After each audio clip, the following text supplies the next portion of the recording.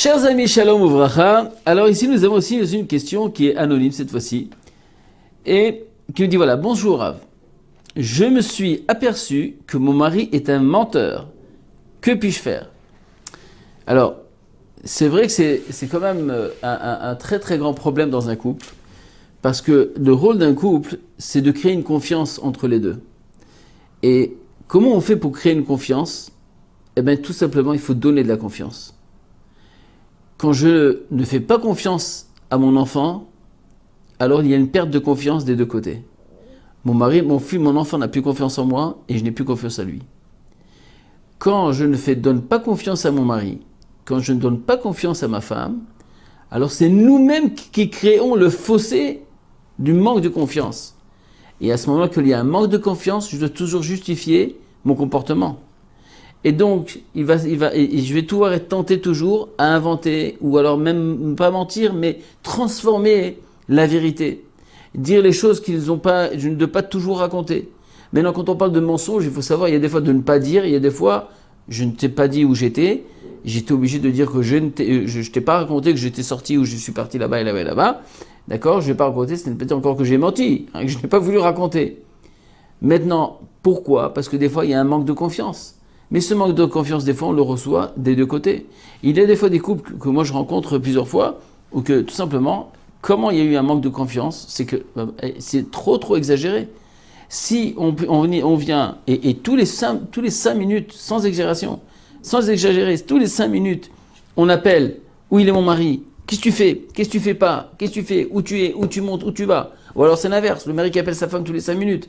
Attends, mais elle est sortie travailler. Elle n'est pas sortie en boîte de nuit. Elle est sortie travailler. Elle est partie s'amuser. Elle est partie s'amuser. Elle est partie travailler. Mais laisse-le tranquille. Donc en réalité, la confiance, comment on la crée? Quand je dis, je te fais confiance. En général, une personne qui se respecte, il ne veut jamais briser la confiance qu'on lui donne. Mais tout dépend jusqu'à combien j'ai confiance en lui. Si je viens chez mon fils, je dis, écoute mon fils, j'ai confiance en toi. Je sais que tu vas jamais faire, fais très attention, tu fais pas de bêtises. C'est très sincère, ça vient du fond du cœur. L'enfant, il ne va pas vouloir briser cette confiance de ses parents. Le problème, c'est quand tu cherches, quand tu montres que tu n'as plus confiance en lui, c'est là qu'il y a le vice.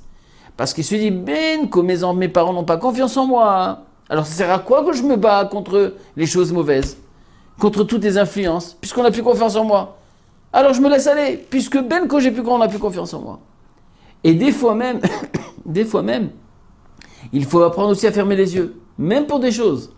Parce que tant qu'il y a de la confiance, quand il y a quelque chose encore de pur, de propre, alors je peux encore me battre. Et même si des fois, on tombe pour des petites choses, mais je garde la confiance. Alors à ce moment-là, et maintenant, il faut savoir comment, des fois, dire les choses. Si on sait par exemple, de façon formelle, je dis, vous savez ce qu'on appelle, il y a une expression qui dit que quand il y a un voleur, d'accord? Alors, un vrai voleur, qu'est-ce qu'on fait? On l'accompagne jusqu'à la porte. Ça veut dire, tout simplement, que si on a l'impression que le mari ou quelqu'un mente, eh bien on fait croire qu'on croit à son mensonge. Il vient nous dire quelque chose, mais non, moi je suis persuadé que c'est faux. Mais je dis, ah bon, c'est comme ça. Bon, d'accord, mais ça t'achève, il n'y a pas de problème. Alors, très bien. Où tu étais aujourd'hui? Ah ben, j'étais à l'école. Ah d'accord, donc tu n'es pas sorti. Ah non, j'ai pas séché les cours, j'étais à l'école. Ah bah super, voilà, qu'est-ce que je suis content mon fils que tu étais à l'école. Et qu'est-ce que tu as appris à l'école? Ah, on va te dire, bah j'étais à l'école, j'ai appris, il va, et là, et là il va être gêné. Et si l'enfant arrive, et tout doucement, il va avoir un petit sourire que je t'ai attrapé. Et la prochaine fois, il va savoir. Mais si je viens, c'est pas vrai, tu es un menteur, il fallait pas comme ça, il fallait pas. C'est impossible que ça marche. Je vais créer un fossé entre moi et lui, un manque de confiance, et ça va que empirer de plus en plus.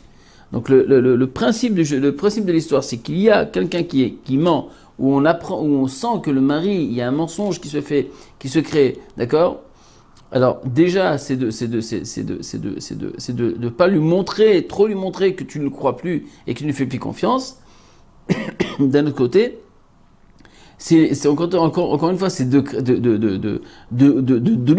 lui donner de la confiance, mais de ne pas être aussi nia, c'est-à-dire trop bête.